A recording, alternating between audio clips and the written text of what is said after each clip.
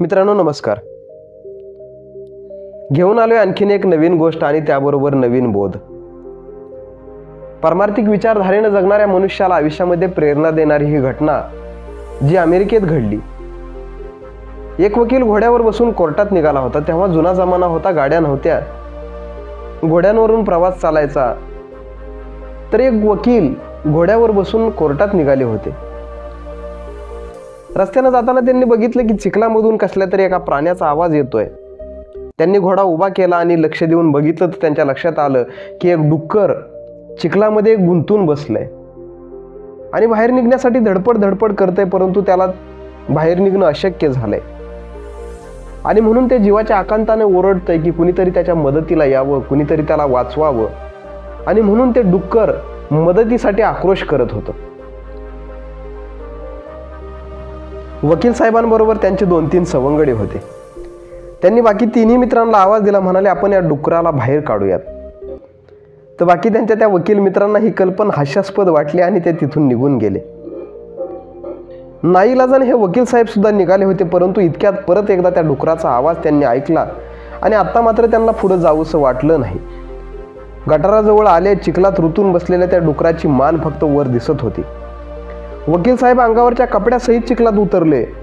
घोड्याच्या लगामाच्या वादीचे एक टोक त्यांनी डुकराच्या मानेत अडकवलं. वर आले, घोड्यावर बसले आणि घोड्याला टाच मारली. घोडा हळूहळू पुढं जसा जाऊ लागला तसं ते डुक्कर वर येऊ लागलं. 10-15 मिनिटं धडपड केली, 10-15 मिनिटं परिश्रम घेतलं आणि 10-15 मिनिटांनंतर ते डुक्कर मात्र वर आलं. वकील साहेबांना खूप आनंद झाला. खुश झाले आणि कोर्टाकडे जायला निघाले. इतक्यात पाठीमागून कसला तरी आवाज आला. मागं वळून बघितलं तर ते डुक्कर कृतज्ञतेच्या भावनेनं त्यांचे आभार व्यक्त करत होते. चिखलाने भरलेल्या कपड्यानिशी वकील साहेब कोर्टात हजर झाले. न्यायाधीशाने उशिरा येण्याचे कारण विचारले. तेव्हा उशिरा येण्याचे कारण सांगितल्यावर न्यायाधीश म्हणाले, ठीक आहे, परंतु कपडे कशाला खराब केलेत? तर यावर वकील साहेब म्हणत होते, मळलेले कपडे साहेब उद्या स्वच्छ करता येतील हो, पण जर डुकराचा प्राण गेला असता तर तो मात्र परत मिळाला नसता. कपड्याचं राहू द्या म्हणे, कपडे फार महत्त्वाचे नाहीत, महत्त्वाचा आहे तो त्या डुकराचा जीव. आणि जर कपड्यांकडे बघत बसलो असतो तर त्याचा जीव गेला असता. आणि म्हणून त्याला वाचवण्यासाठी कपडे मळले तरी चालतील असा विचार केला आणि त्याला वाचवण्याचा प्रयत्न केला. त्याला यश मिळालं आणि मी आज खूप आनंदी आहे. प्राणीमात्रावर दया करणारा तो वकील, तो संवेदनशील वकील दुसरा तिसरा कुणी नव्हता, तर ते वकील साहेब म्हणजे अमेरिकेचे माजी राष्ट्राध्यक्ष अब्राहम लिंकन साहेब होते. गोष्ट मित्रांनो साधी नाहीच आहे. गोष्ट आहे उच्च कोटीच्या भक्तीची आणि घटाघटामध्ये बसलेल्या रामाची. वर्षानुवर्ष आपण हे ऐकत आलो की भगवंत सगळीकडे गच्च भरलेला आहे. कण कण में भगवान है और कण कण ही भगवान है. चंद्र सूर्य तारे धरती अग्नि पाणी जीव वायू आकाश सप्त समुद्रे वृक्ष वेली जलचर भूचर उभयचर अशा सर्वांच्या मध्ये परमेश्वर तत्व व्याप्त आहे. माऊली महावैष्णव श्रीमंत ज्ञानेश्वर महाराज म्हणाले, सुवर्णाचे मणी केले का ते सोन्याचे सुती ओविले, तैसे म्या जग धरिले सभाई अभ्यंतरी. सोन्याचा मणी सोन्याच्या दोऱ्यामध्ये ओवल्यानंतर जसं आत आणि बाहेर सोनंच आहे, अगदी याच पद्धतीनं आत आणि बाहेर अशा सर्वांगानं परमेश्वर गच्च भरलेला आहे. भगवान श्रीकृष्ण अर्जुनाला समजावून सांगत होते. ज्ञानेश्वरीच्या माध्यमातून ज्ञानेश्वर महाराजांनी ती गोष्ट आपल्याला समजावून सांगितली की सुवर्णाचे मणी केले का ते सोन्याचे सुती ओविले, तैसे म्या जग धरिले सभाई अभ्यंतरी. भगवंतानं आतून आणि बाहेर अशा सर्वांगाने हे जग धरलेलं आहे. या आशयाचं प्रमाण देताना संत आणखी एका ठिकाणी म्हणाले की विष्णुमय जग वैष्णवांचा धर्म, भेदाभेद भ्रम अमंगळ. जग विष्णुमय आहे म्हणे. एखाद्या गावामध्ये जर पुराचं पाणी शिरलं तर दुसऱ्या दिवशी पेपरला बातमी येते की ते गाव जलमय झालं. जलमय झालं म्हणजे काय? तर अख्ख्या गावामध्ये सगळीकडं पाणी भरलं. सगळ्या घरादारांमध्ये, सगळ्या गल्लीबोळांमध्ये, सगळ्या कानाकोपऱ्यांमध्ये पाणी भरलं, म्हणून म्हणतात की ते गाव जलमय झालं. अगदी असंच याच पद्धतीनं संत सांगतात की विष्णुमय जग, जग सगळं विष्णुमय आहे. सगळ्या ठिकाणी भगवंत गच्च भरलेला आहे आणि विष्णू गच्च भरलेला आहे, म्हणून तर म्हणतात की विष्णुमय जग वैष्णवांचा धर्म, भेदाभेद भ्रम अमंगळ. आणि हीच शिकवण आहे मित्रांनो युगानुयुगे साधू संत महात्म्यांची, गुरुपीर पैगंबरांची. साधू संत महात्म्यांनी हेच तत्त्व जाणलं होतं.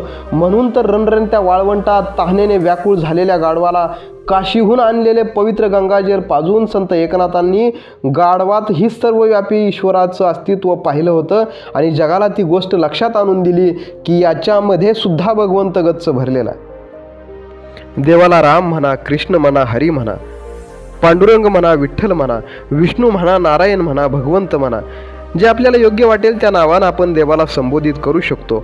परंतु तत्पूर्वी हे जाणून घ्यायला हवं की सर्व सृष्टीमध्ये परमात्म रूपानं देव गच्च भरलेला आहे आणि आत्मरूपानं तो प्रत्येक घटामध्ये विराजमान आहे. प्रमाण देताना संत सांगतायत की सर्वांघटी राम, सर्वांघटी राम, देहादेही एक.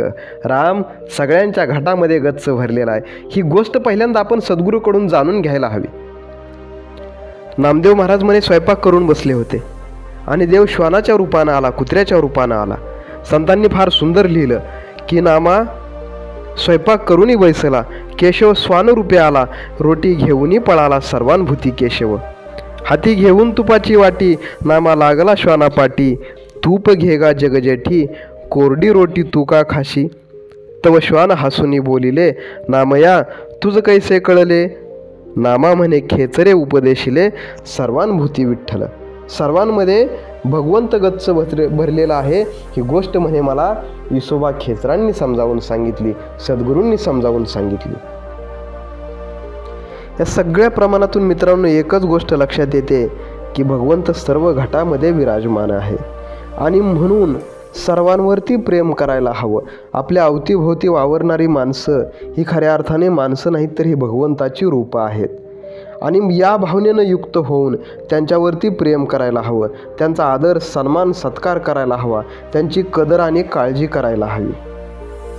पशुपक्ष्यांप्रती, प्राणीमात्रांप्रती दयेचा, करुणेचा, प्रेमाचा भाव आपल्या मनामध्ये जागृत व्हायलाच हवा. माणसांच्या प्रतीसुद्धा हा भाव जागृत व्हायलाच हवा. या सगळ्यांमध्ये भगवंताचं दर्शन करून त्यांच्याप्रती प्रेमभावना, त्यांच्याप्रती दयाभावना आपल्या मनामध्ये रुजायलाच हवी. तर खऱ्या अर्थाने भक्तीच्या सगळ्या परिभाषा आपल्याला उमजल्या असं म्हणता येईल. मला त्या शायरचा तो शेर देखील आठवतो की जर्रे जर्रे में खुदा का नूर है, जर्रे जर्रे में खुदा का नूर है, झाक खुद में ओना तुझसे दूर है, और इश्क है इससे तो सबसे इश्क कर, इस इबादत का यही दस्तूर है, इस इबादत का यही दस्तूर है. भक्तीचा हा खऱ्या अर्थाने मित्रांनो नियम आहे. जर भगवंतावरती प्रेम आहे तर सगळ्यांवरती प्रेम करायलाच हवं. तर मग भगवंतावरती आपण प्रेम करतो असं म्हणता येईल.